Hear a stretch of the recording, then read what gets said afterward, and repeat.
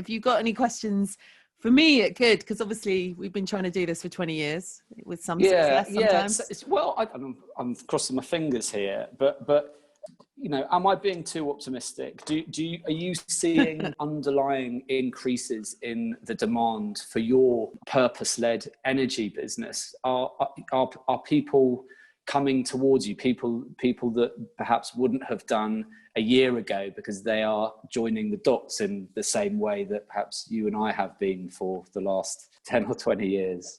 Yeah, I mean, I think it's really interesting. I think entrepreneurs have to be optimists. So I am an optimist, similar to you. I think one of the things I'm seeing a shift on, and it's actually quite an interesting, it's parallel to Farm Drop in some ways in some of the stories. So when we first set up, we went round all our individual generators, and I spent the time trying to find people to sell me power that fulfilled our criteria. So whether that was community led, whether that was local, and we had some fantastic producers, particularly in the Southwest, who we started off with. What I'm seeing today is a far bigger move to people generating power in their own home. So like growing their own food almost, that people are interested in how they're generating their heat. So we're definitely seeing an upsurge in sort of heat pump interest, sort of generating heat in a different way. We're definitely seeing, I think, electric vehicles continue to grow. So while normal vehicles are dropping off and the sales of normal vehicles have dropped right down, electric vehicles are still growing. And I think we are seeing people, I'm not sure whether we'll see it yet, but I reckon we'll start to see people interested in solar again in this country on rooftops as the price continues to come down. I think the powers that be have set out some big high level targets. I think there's some debate about how those get delivered. And that is still out for a bit of a tussle, and I don't necessarily agree with everything that's coming out of central government on that, but there's quite a lot I do. I mean, obviously the shift in the US is going to be a big impact globally on politics, and we're already seeing that the UK government has shifted its ministerial position just to make sure that America, to line up with America, because America's going to be calling some of the shots on this. So yes, at a high level, I'm politically quite excited, and at an individual level, I'm really excited by what people can now just do in their own homes. I've seen a lot of organizations as well that are making claims about, how renewable they are, or about how green they are. And I can see through some of that.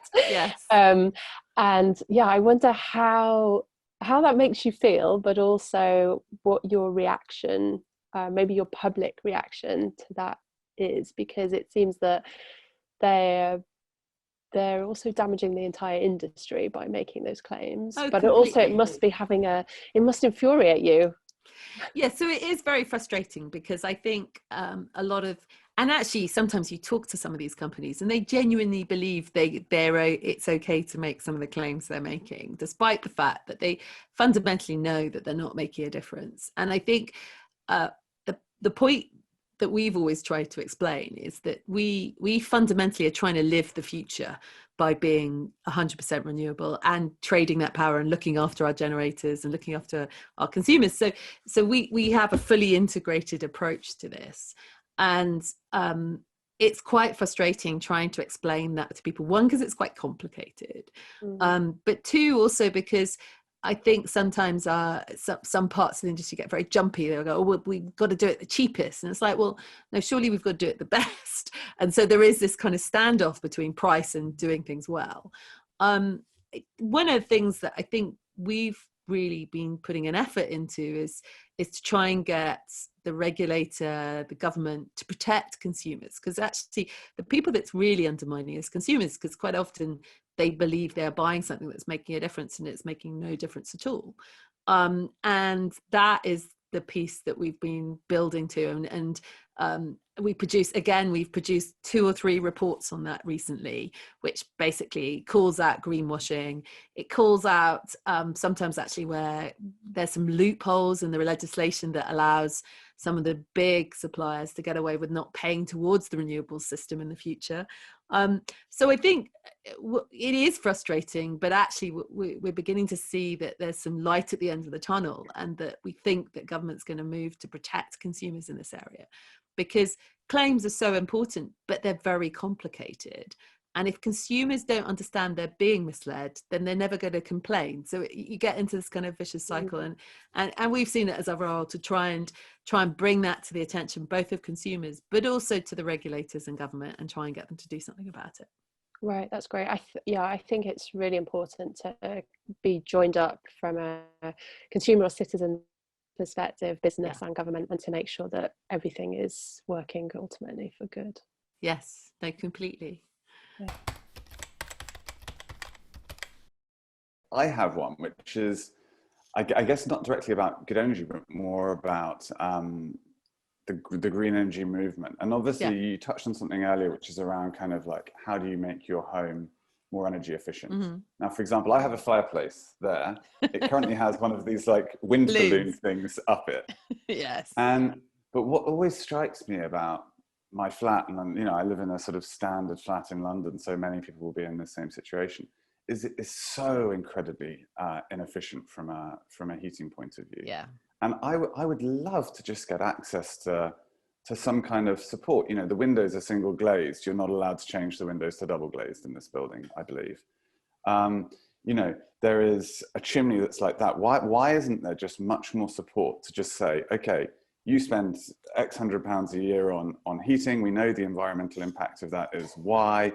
Here's everything you can do to make your house really energy efficient, and we'll handhold you through that process, given we're trying to reach net zero by 2050, all of this stuff, you know. Yeah. I mean, I think there's been a lot of attempts in terms of doing apps, doing kind of online advice, that, to be honest, we haven't nailed yet. So, I mean, I think years ago, I think it was 2008, we launched something called Good Energy Shop. And the concept of the Good Energy Shop was to try and provide advice by room. Actually, I always quite liked it. It's a cut through of a house with each room, with suggestions for each room, whether it was your bathroom, your living room, your kitchen, or your bedroom. But one of the big issues, and you've just touched on it then, is each home is so different in terms of what it can take. So it's not a one size fit all. It's quite tricky to do. And you've got to collate quite a lot of data about your home. And sometimes people aren't always expert. So I don't think we've nailed it yet, Max. One example I did see that I thought was brilliant, it was part of something called the Great Green Challenge, about sort of 8-9 years ago now, was in North Wales, in mid Wales, where you had a volunteer group of about 50 people who'd been trained in the basics, and they would go to somebody's house, and then they would be able to help the person in the house identify what was going on in their house. So the sash windows, or the chimney, or the thin walls, or the lack of carpets on floors, and all those kind of things. And they were a trusted voice as well, because quite a lot of time you don't trust somebody who comes through and tries to sell you something, which is the way that governments tended to go about it previously. And then what they did is they had an expert who would be able to take all this data and then help the volunteers provide advice. And I think that there's two things going on there. There's a trust issue. It's like, who do you trust to give you the right advice? Because historically, energy companies have had, they've had one solution. So they would have come and told you this solution, and wouldn't have told you about possibly the other solution, which was suited you better. So that independent advice doesn't really exist. And there's things like Energy Savings Trust has got a lot of information, but it puts quite a lot of emphasis on the individual to do the work. And I think, yeah, maybe that's an opportunity. You're right. I think we've been focusing on kind of what we can do on the renewable side, but I do think there is a gap for trying to figure out some of this. And we tried it a while ago, it didn't really work, but I think maybe it's time to come back to it. Are we now in a place where we can power our homes with renewable energy at no premium to fossil fuel energy? And if that's not the case, what's the kind of spread that we're now looking at? So I think we're getting close to it. I mean, I think the biggest shifts that we need to see is today, for example, on your electricity bill, you will see a bunch of costs that don't end up on your gas bill. So your gas is cheaper despite the fact it's a fossil fuel, because it doesn't pick up any of the policy costs that have been carried out for the last 20 years. So I think there are some shifts that we need to see so that consumers can see that benefit coming through. And I think it depends on your house at the moment, where you are in the UK, and what rooftop you've got. But potentially you could begin to see solar actually cutting your costs today. So if you wanted to install it yourself, it's probably cheaper than buying power off the grid. Wow. And so that is the first time we're seeing that. I mean, it's not quite there yet, but it's not far off. And I think we're going to see some innovations, some changes. We're seeing a load of tech changes at the moment in this technology.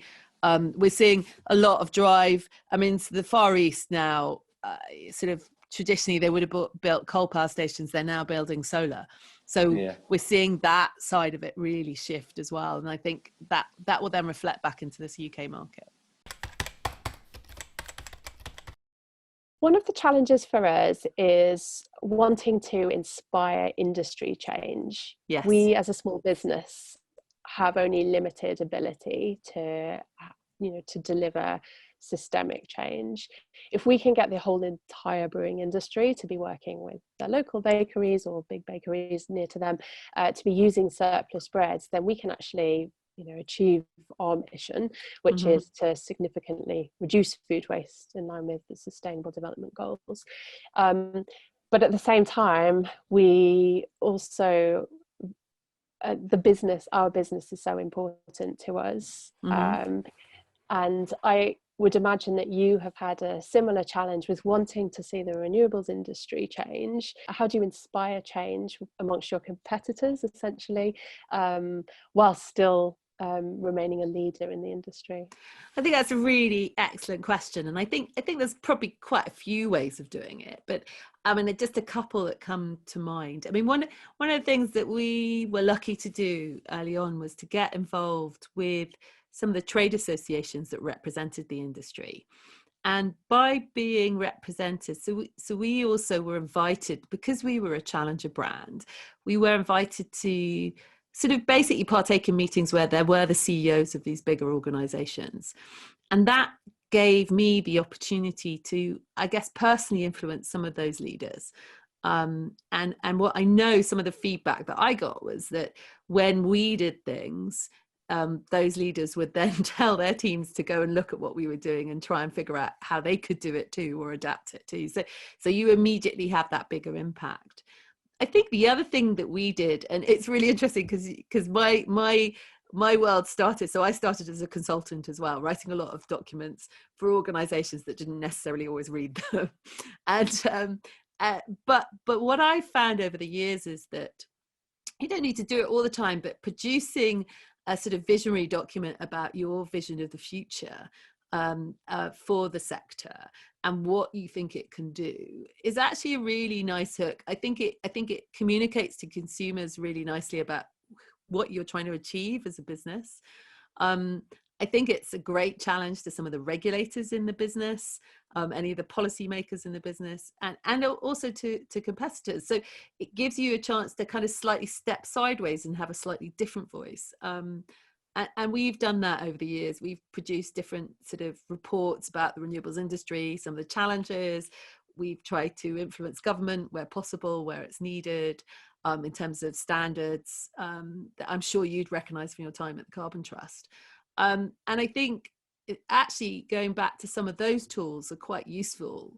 And I know sometimes it feels very hard to produce some of these pieces of work, but just by publishing them and doing some publicity and some comms around them, I find them really powerful instruments of change, because it means that people are hearing a different voice in a business context. And obviously you're talking to your consumers already, which is brilliant, but actually if you're talking to other parts of the industry, I think that's also really powerful. I don't know whether you had a helping hand at the beginning of when you set up Good Energy.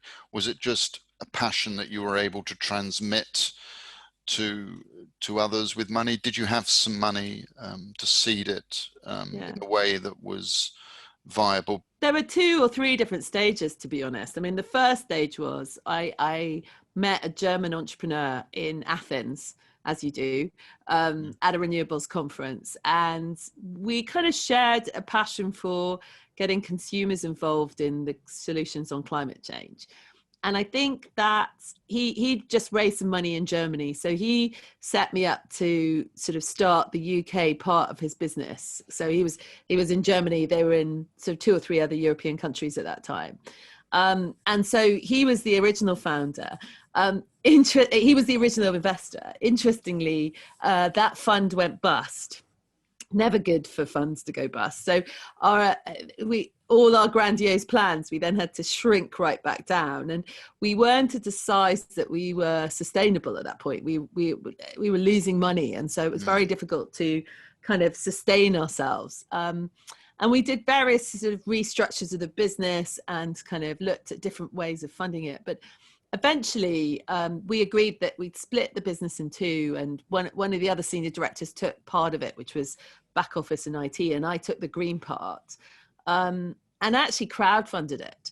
And I think, I'm not sure whether we can claim to be the first crowdfunding organisation in the UK, but one of the first, because crowdfunding wasn't a thing then. And it was just an idea, because so many of our customers would ring up, and when they rang up, they'd ask whether they could invest because they liked the idea. And so we went on a journey with them, and we raised our first $500,000 in 2 weeks with a small prospectus. I had a great chairman him and I wrote the prospectus together, and that was it, really. And then we did that. We probably raised money from the customer base 2 or 3 times in terms of equity. And then we actually did a green bond in the end, where we raised nearly over 30 million quid through a green bond through the customer base as well. And part of that's still in place today. So I think that where I was lucky was coming across people who were completely aligned with what I wanted to do. The first one was an entrepreneur, but the second one was our customer base, I guess. And that's transformed the way I was able to do business.